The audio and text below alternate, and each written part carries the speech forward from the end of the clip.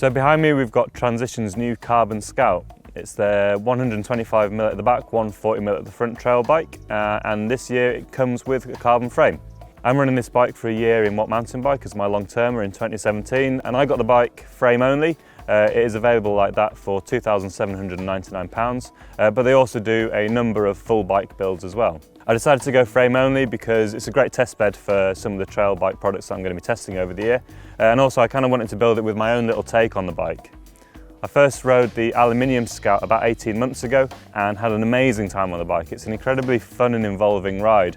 And so when I heard that the carbon version was coming out, I was pretty quick to get onto the distributor in the UK to ask for one as a long-term bike, and to be honest, I'm pretty stoked to have one to ride. So as I mentioned, it's quite an unbalanced sounding bike. It's designed for a 140mm fork but only has 125mm at the back. For a trail bike, again, that's not very much suspension, but the way Transition have worked their giddy-up link suspension system it means that the bike is pretty progressive, so despite having not much travel, it actually feels like it's got a lot more than that. The giddy-up suspension itself is designed to be run with around 35% sag, which is obviously quite a lot.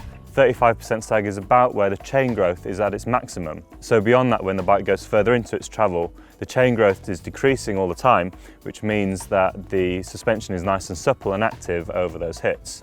At the end of the travel, it does ramp up, so if you hit something bigger, there's plenty of progression built into the suspension, so when you do hit those bigger hits, there's plenty of support and protection there from bottoming out. Unlike a lot of the new trail bikes on the market, Transition haven't gone super radical with the geometry. The reach is 457mm in a large, and that's pretty average, to be brutally honest. What this means though is the bike isn't super long, but it is super flickable and super agile on the trails, and that kind of adds to its sort of fun feeling. If you want to go race and enduro, this probably isn't the bike, but if you do want a bike to go and sort of razz around your local woods or hit up the local trail centre, the shape of the bike means this is an incredibly involving, fun little bike to ride. One of the nice things about the geometry of the Scout is that the bottom bracket is very low, at around 330mm before it's even sagged. This means you can drop the bike into corners, your weight is held really low, it means you can hold an amazing line through those corners and really rip around them. So the day after I built up the Scout, I headed out to the Alps for 5 days of backcountry exploring.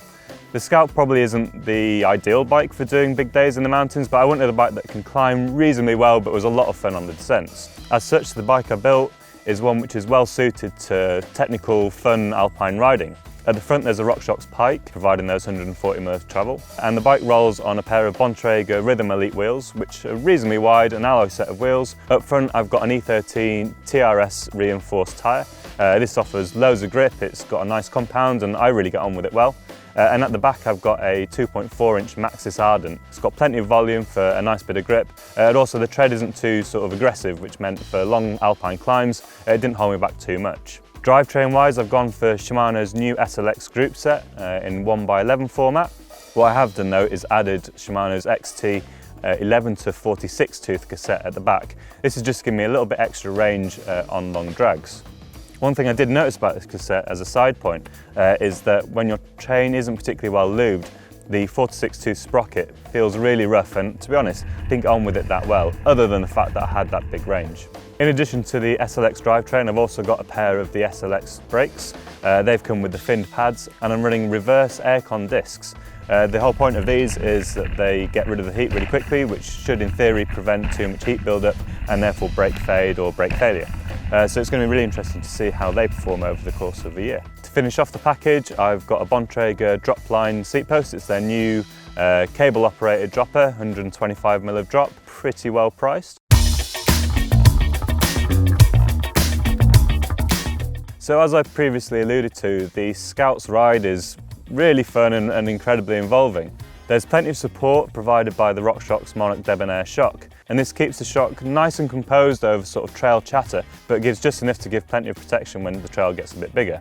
The head angle is 67 degrees, so it's not particularly radical, but it's pretty standard for a normal trail bike.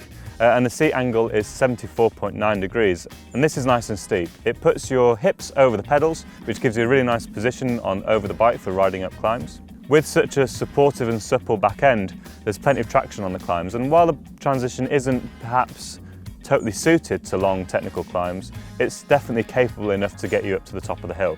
One of the things that Transition has managed to do really well with the Scout is make a bike that feels nicely balanced, despite the fact that the front has a good 15mm more travel than the back. This means that the bike is nicely composed on a wide range of trails.